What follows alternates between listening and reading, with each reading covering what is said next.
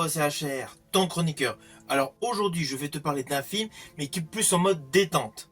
Il s'agit de Blue et compagnie. Avant d'aller plus loin, n'oublie pas, si tu n'es pas abonné, pense à le faire. Pense essentiellement à la petite cloche pour les notifs. Let's go. Salut. Parfois, quand je suis stressée, Oh, ça y est.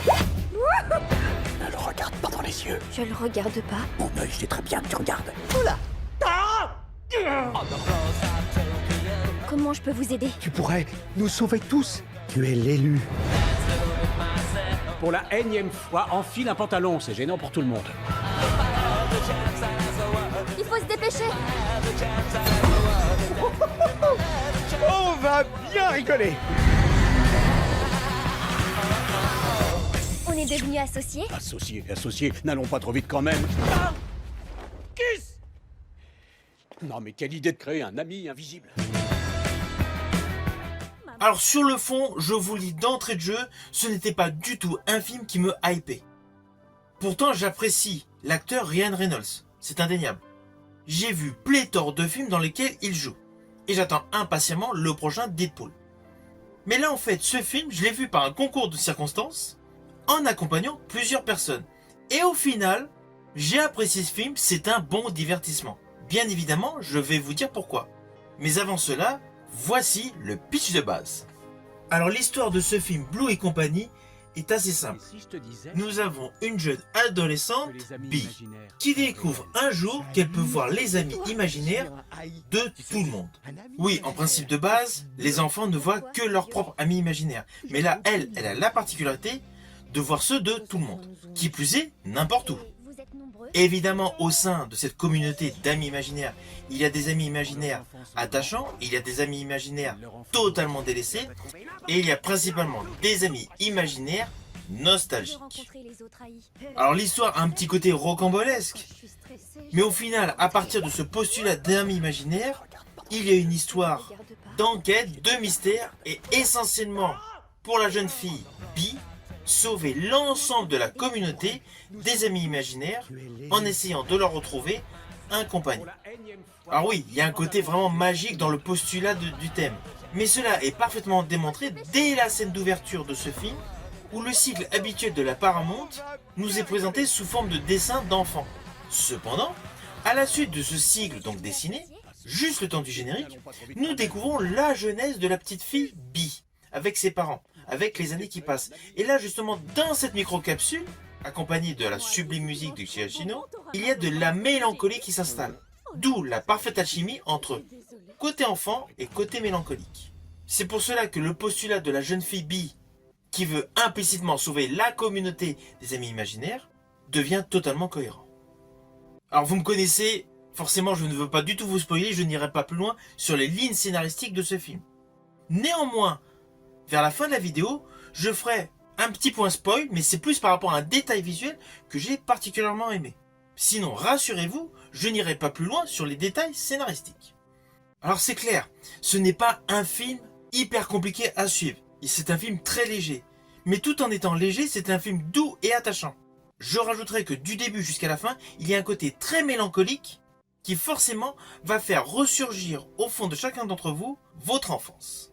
Je préciserai qu'il y a énormément de sensibilité au cœur de ce film. D'ailleurs, dans un registre assez équivalent, certes différent en termes de postulat, mais avec beaucoup de similitudes, il y avait eu le très bon divertissement avec Ryan Reynolds.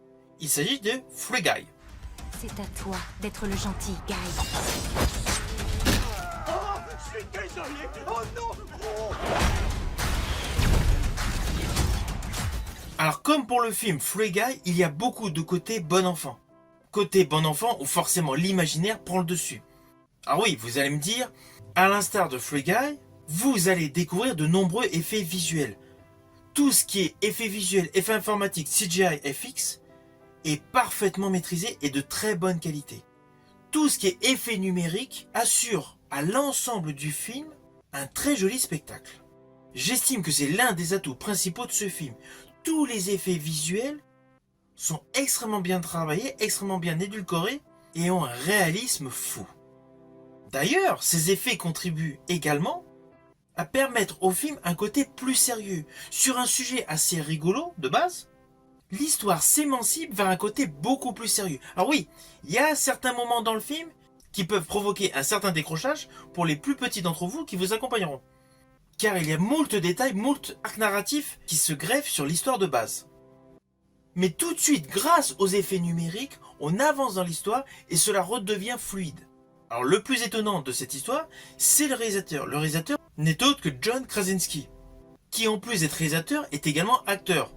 Dernièrement, vous avez pu le voir sur plusieurs saisons de la série Jack Ryan sur Prime Video. Vous avez pu également le voir dans Sans un bruit. Il a d'ailleurs réalisé avant Blue et compagnie Sans un bruit 1, Sans un bruit 2, qui sont deux films totalement différents. Ceci dit, le côté travail des effets spéciaux, travail des effets visuels, John Krasinski les avait mis en exergue avec justement Sans un bruit 1, Sans un bruit 2. Mais à ce jour, Blue et compagnie reste sa réalisation la plus étonnante, la plus antagoniste de tout le reste de sa filmographie, tant en tant qu'acteur qu'en tant que réalisateur. Dans le fond, ce film plaira essentiellement à tous les fans de films comme Les Goonies de Richard Donner, E.T. de Steven Spielberg ou Super 8 de J.J. Abrams.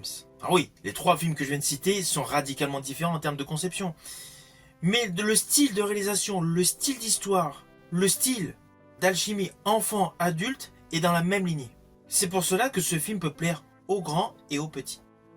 Alors concernant la musique, Michael Giacchino, une fois de plus, a fait un super score. Ce film est gorgé de séquences à émotion et bien évidemment le piano habituel de Michael Giacchino accompagne en parfaite adéquation tous ces instants mélancoliques. Alors attention à ce que je vais dire, cela s'apparente à un spoil, mais c'est plus par rapport à un détail visuel. Il y a une séquence que j'ai particulièrement aimée en termes d'effets visuels, c'est une séquence où le personnage, interprété par Ryan Reynolds, surgit d'un tableau pour arriver dans une pièce.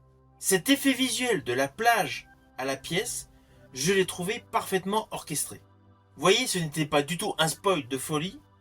Cela ne vous gâche en rien du tout la découverte de ce film qui, sur fond de rigolade, est davantage un film d'émotion.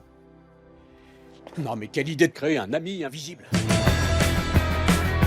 Maman a dit si tu manges trop de bonbons, t'auras mal au ventre. Mais j'ai dit... Oh la honte. C'est remonté jusqu'ici. Je suis désolée. Ça sent. Alors au final, c'est un film que je vous invite à découvrir. Certes, sur le fond, il est destiné à un public enfantin. Mais le personnage de la jeune fille Bee a de multiples facettes dans ce film et l'émotion est à son paroxysme à de nombreux moments. Je pense principalement à une certaine scène dans une chambre d'hôpital. C'est un film où vous allez prendre un certain plaisir à le découvrir. Si ma vidéo vous a plu, n'oubliez pas, petit pouce vers le haut, pensez au partage. Quant à moi, je vous dis à bientôt pour une prochaine vidéo.